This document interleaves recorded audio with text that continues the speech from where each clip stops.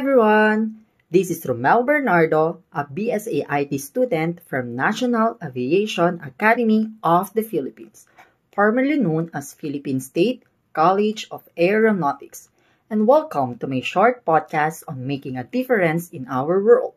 Today, I'll be talking about one of the United Nations Sustainable Development Goals, which is Quality Education, or SDG number 4.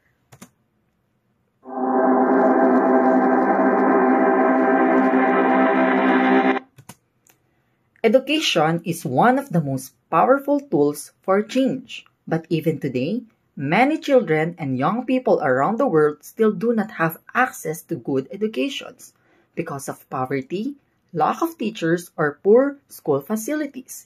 Here in our country, some students still walk long distances to school or study without enough books and materials.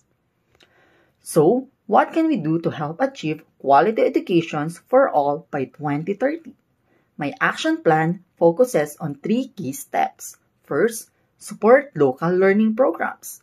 Volunteer as a tutor or donate all books and school supplies. Small help can make big difference for students in poor communities. Second, promote digital literacy. We can organize community workshops to teach basic computer skills to both students and parents. This helps prepare them for a modern, technology-driven world. And third, raise awareness. Use social media to share educational opportunities, scholarship, or inspiring stories about learning. Every post can inspire someone to take action.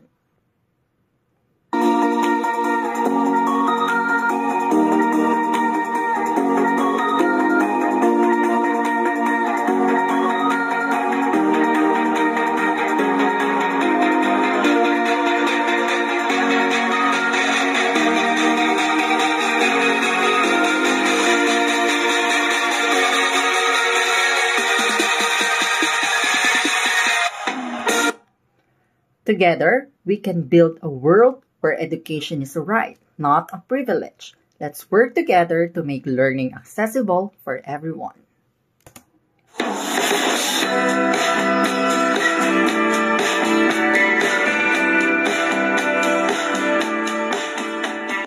Again, this is Romel Bernardo reminding you that education is the key to a brighter future. Let's act today for a smarter and stronger world. Thank you for listening. Tayo rin we don't speak up The Filipino people just simply opt to be silent. May pag-asa po ba tayo? Meron pa naman. Ang boses na may kaalaman ay kayang patahimikin ang ingay ng katiwalian. Gamitin ang edukasyon at katotohanan upang makamtan ang kalayaan at masaksihan ang tunay na ganda ng ating inang bayan.